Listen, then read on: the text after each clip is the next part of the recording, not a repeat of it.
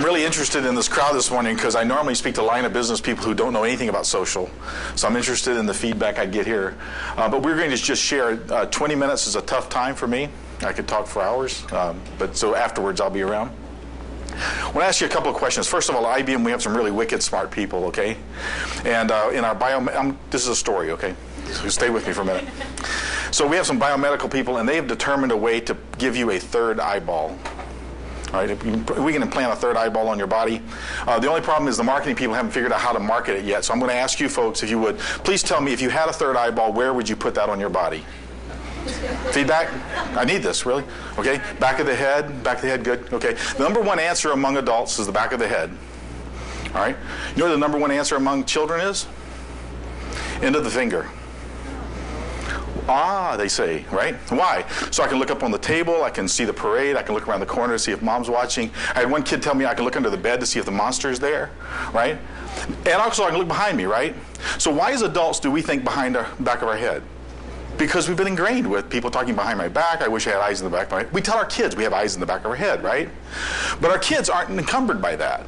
Now, how many of you who thought maybe the back of the head would now say the finger's a better idea, right? A different perspective. We have a problem in our countries today and in our companies today that we have to address. We're in the midst of a crisis. Now, I know we've got a lot of crises around, okay? We've got a financial crisis. We've got a crisis of food. We've got a crisis of energy.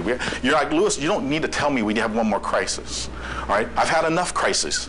The problem is, as we address any one of these, often we impact the others. If we go after the energy crisis, we affect our environmental crisis. I think that there's a crisis that if we can actually address, we can address all of these positively, and that's a crisis of creativity. So what is a crisis of creativity? That's a boardroom. That's because we're bored, okay?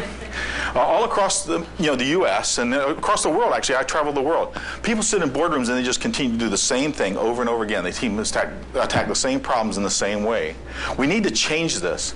In fact, in 2010, we did a study and we asked executives, what the leadership quality is you want in your leaders for the next 5 years. Creativity was number one. I would love to hear that, right? More than loyalty, knowledge, whatever, they wanted people to be creative. And in 2012, we did a study, and the same CEOs, or the same kind of CEOs across the world, we asked them, they said, for our people to be effective, we need to have these qualities. They need to be collaborative, creative, flexible, okay? But interesting, Adobe did a study, and only 1 in 4 of us actually believe that we're living up to our creative potential. Now, you guys are maybe a little different audience. You might think differently. But think about the fact of whether or not in your job that you're doing today, think about your normal Rogers employee and think, do they feel at their desk that they're actually living up to their creative potential?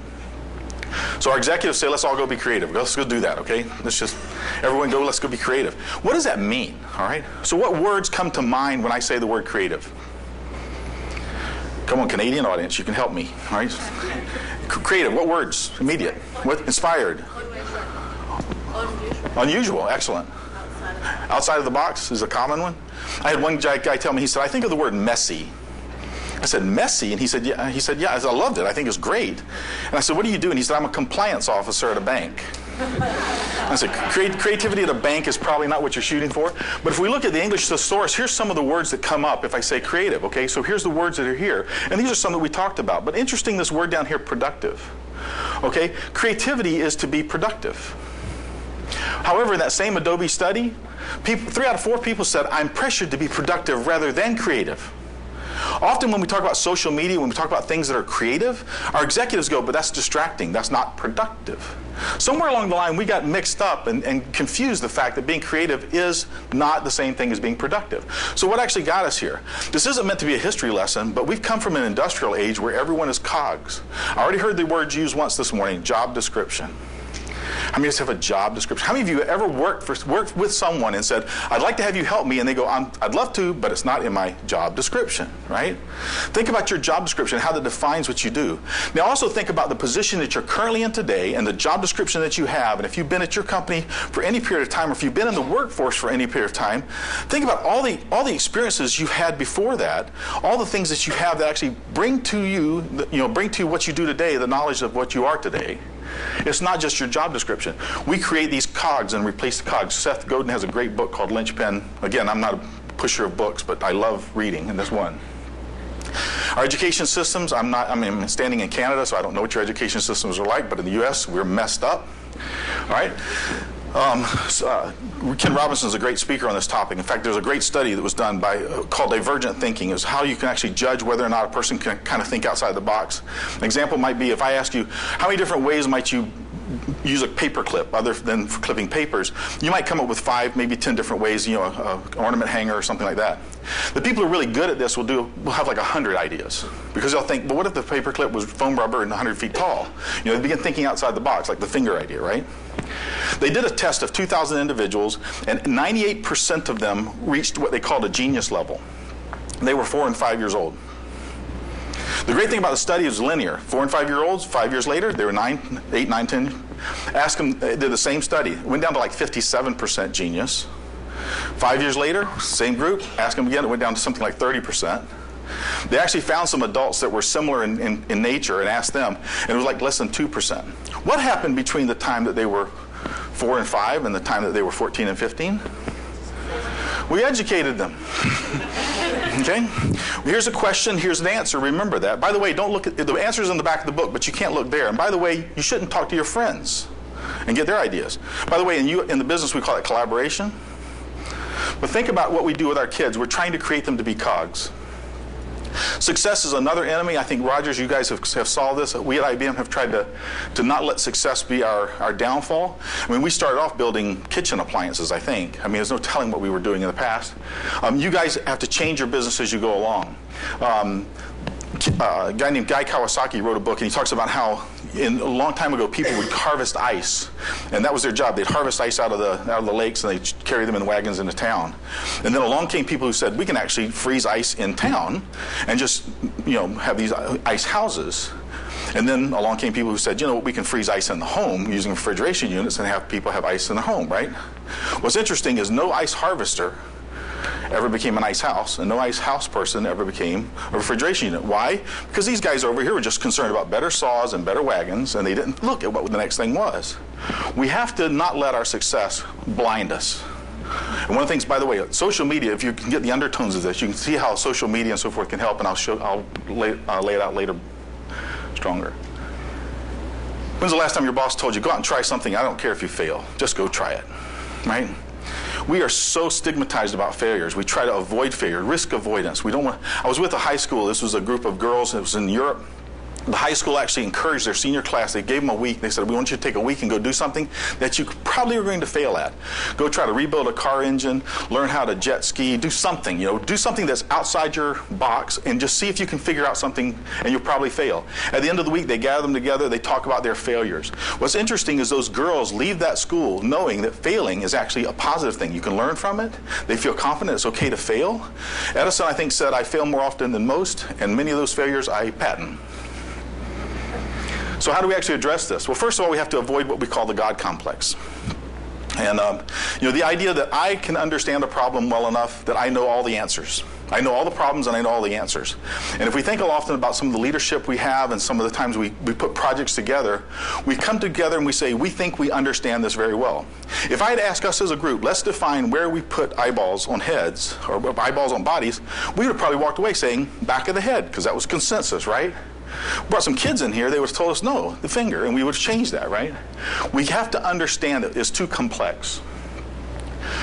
If I were to ask you, I've got a problem that we need to solve here at Rogers. It's a really difficult problem, and it's going to take some time for you to think about it.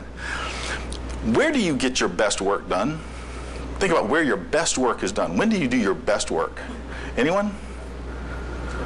First thing in the morning. What's that? Running. I know Keith's a big runner, so I shower. My day is figured out in the morning. By the time I get out of the shower, my day is figured out. I know what's going on. Okay? It's interesting. This guy, Jason Fried, has a book called Rework, but he also has a TED Talk in which he shares. He's been asking companies for more than 10 years. People say it's early in the morning, it's a time, like early in the morning, late at night. It's a place, normally like a mode of transportation. I'm in the bus, I'm on the car, I'm biking or whatever. Rarely is it between the hours of 9 and 5, I'm sitting at my desk at my computer. Why? Because work is just a series of interruptions. We've allowed it to become a series of interruptions. If it is at work, it's before everybody gets there, after everybody leaves. Think about how many times you're interrupted in a day. Imagine if someone is, you're working and all of a sudden you get interrupted to go to a meeting. Well, Guess what? He said that the two biggest problems with work and being creative is M&Ms, managers and meetings. Sorry, managers, but managers' job is primarily to interrupt your day because they got to figure out what you're doing, right? And meetings are just toxic, right?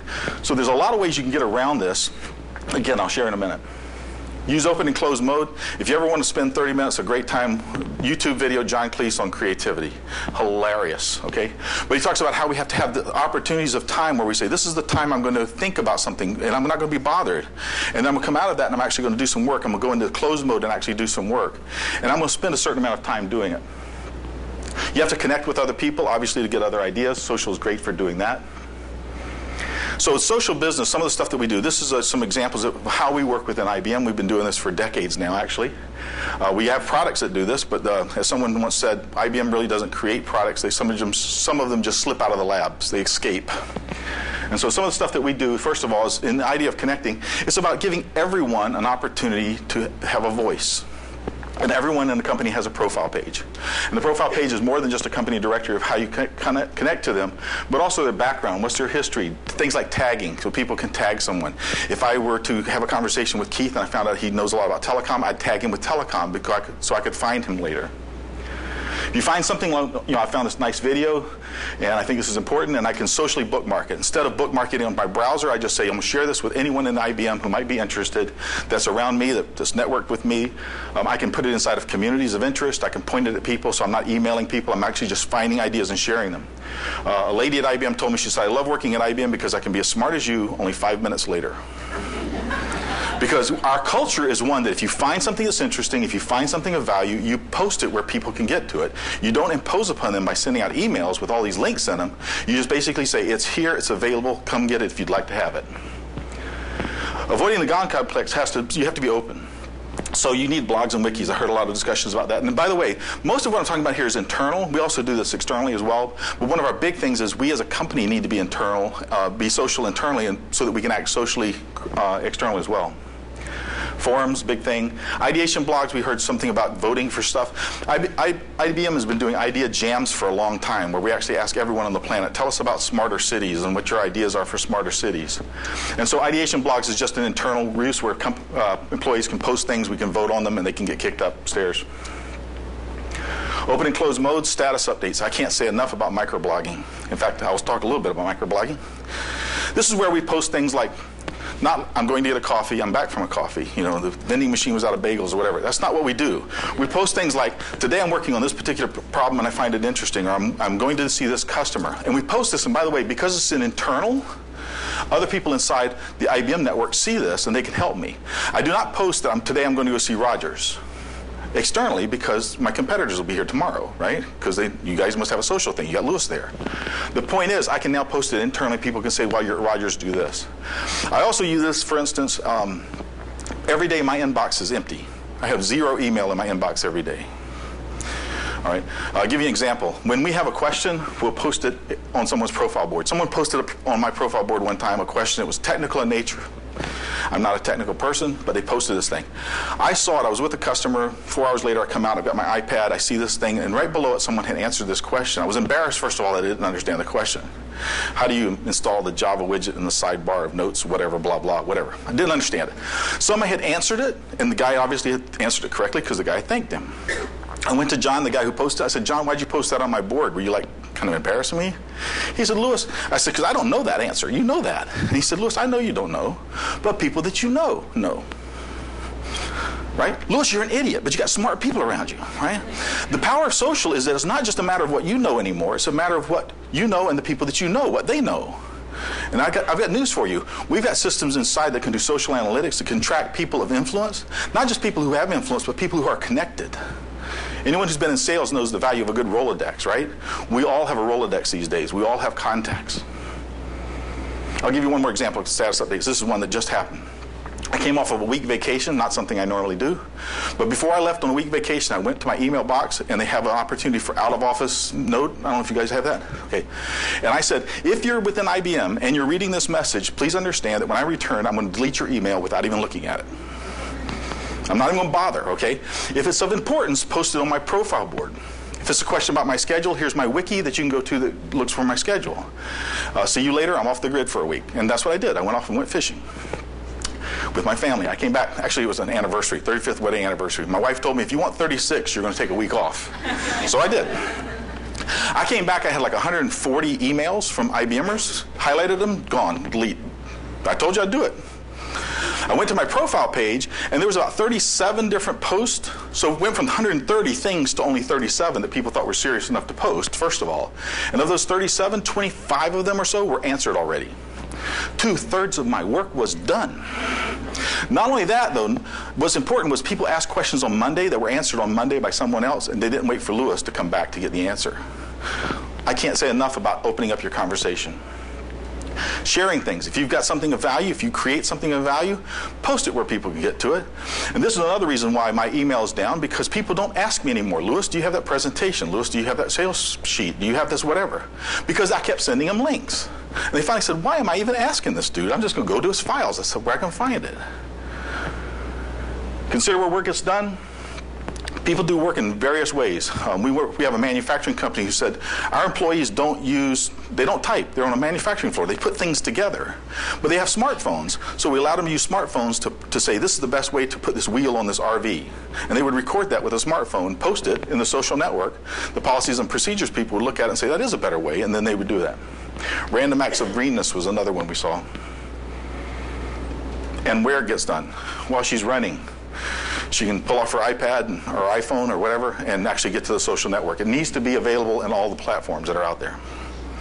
Right, I love having access to any of this stuff. Not so that people tell me, isn't it crazy that you have to work at your kid's soccer game? It's like, no, it's crazy because I don't have to work at my kid's soccer game, because I can triage this stuff. I can get rid of this stuff anytime I want so that I can actually focus when I need to focus on other things. So what does it mean to you? A very quick story. I have kids, they're all grown now, but when they were younger, 4 and 5 years old, they were at a Christmas program, okay? And at a Christmas program, they were all across the stage singing, doing Christmas carols. The teacher comes along, and she says, we're now going to do a couple carols, and we're going to use rhythm instruments. I don't know if you know what rhythm instruments are, but they're a box full of stuff. And she passed down the list, and they pulled these things out. And they were like things they beat on, and hammers, and all kinds. I mean, they were all kinds of stuff, right? One kid had a triangle. Sang a couple songs, brilliant, we all applauded. And then she turned back around and she said, and we're going to close with a couple of classic carols. Thanks for joining us tonight. Please have a safe Christmas, and we'll see you guys next year. And she turned around and she cued the music, and the kids were supposed to start singing, but they're all standing there with stuff in their hands, right? If you know 4 and 5 year olds, they don't do good with stuff in their hands, right? And especially when they know they're not supposed to have them. And so they started trying to put them away, put them in their pockets, and the little girls were sticking them in their sashes and all kind of stuff.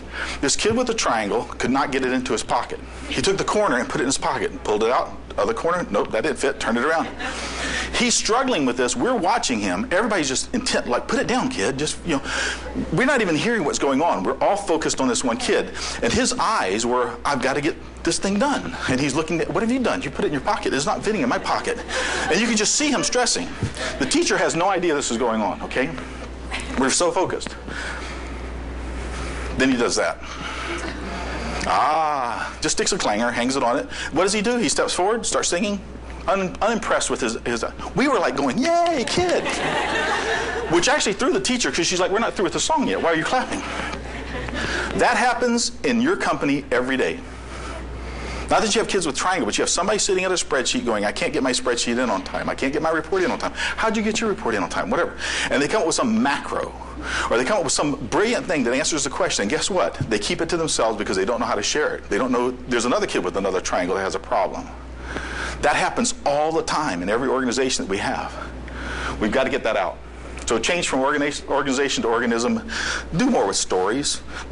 When next time somebody says, I'm going to give you a report, say, can the report? Tell me a story. Right? I don't want to know the numbers. I want to know the reactions. What happened? And obviously we can help you if you'd like. This is the commercial. They flew me here, okay? I got to give a commercial. Main thing is we've got 400,000 people on this, and we use it every day. And the answer to the question that was posed earlier, how do we get people to do this? It's part of what we do. If I ask half the IBMers what they thought about the product that's called IBM Connections, which is what we use for social, they'd probably say, I have no idea what you're talking about. A Oh, really? How do you find experts? Well, I just look up in the corner of my portal. I just type in an expert name or title or whatever or need, and up comes these names. And my searches are all better related by people that I are in my network. And they're like, I don't know anything about connections, but I know about social. You have to embed it in what they do. If you say, I don't know my boss, again, we can connect. We can help you. There's some websites you can go to, and you can contact me. 1 minute over. That wasn't bad. For a boy from the South, that was fast talking. Thanks. So 10 minutes for questions. I actually they gave me time for questions. How long does something like that take to implement in such a large organization? To be realistic in, it doesn't happen overnight, but what would we look at, for example? Okay. Well, first of all, because it's cultural, it's not installed. You don't just install this and happen. It's a cultural shift. The good thing that we have about IBM is we've actually been doing some of this for almost 20 years now. This thing that we have as profiles was something we call Blue Pages. It was created 15 years ago, and so everyone had a place where they could actually put their stuff. So we've kind of migrated into it. We're still not there. I still have managers who want emails. I still have managers who send things around by attachments. We're changing. So it's a gradual shift. But what I think is a misconception, I do a thing on social myths, is you cannot judge the value of social by adoption. Okay? It's by business impact, whatever that is. Okay? I've been in companies before and they said we have 1,000 people, but we only have 100 people that's on our social network really doing anything. Okay, so what are those 100 people doing? Well, they're changing our business completely, and they've come up with new products, and they've created $1 million. Guess what? They win. And by the way, those other 900 people are going to come around eventually. And for anyone in a small company, it's easier to change their culture. It just takes a long time for a company to do this. By the way, my role as an evangelist and storyteller as far as social business, it's about over. Okay, time has passed. We all get it. Okay, I got to go find something else to do. But the point is, we get it. It's just going to become a way of business. Okay, eventually, as we move our generation through this, if we can keep from destroying them as they come into our offices. I mean, think about your college, your new hires. I don't know, how many of you have been with Rogers less than a year? Less than 1 year, okay? Think about your first day, and if you came right out of college, think about how, were you using email before? And you knew how to get answers, and you could tweet anything, and yet you come in. And excuse me, this happens at IBM. I won't use Rogers because I don't know what happens here. But at IBM, we'd give them an email box. We'd say, here's the conference calls you need to be on. Here's the meetings you need to be at. Here's all the schedule, and we just destroy them. We have to keep from doing that, and things will change even more rapidly. And it's top-down stuff. It's top-down stuff too. Our CEO, Jenny Rometty, first female CEO for IBM, she took over a year or so ago, guys, and her first action was, I'm doing a video blog, and she now speaks to us in blogs, and she created a Think Together community where we converse with her. That's how we communicate with her. All right? With no more questions, you're going to get 5 minutes back, thanks to IBM. 5 minutes of time is so important. Okay, 5 minutes of time is so, I'm not going to waste your 5 minutes. I am going to waste your 5 minutes. When I have people tell me, well, we only have 1 hour meeting. We have a 1 hour meeting. It's like, so how many people are in the meeting? Well, there's 20 salespeople. That's a 20-hour meeting. Yes, ma'am. I prompted another question. Hi. I really like what you had to say, and I agree on the interruptions, but we live in a world where we need to have an open door policy. How do you get away from interruptions?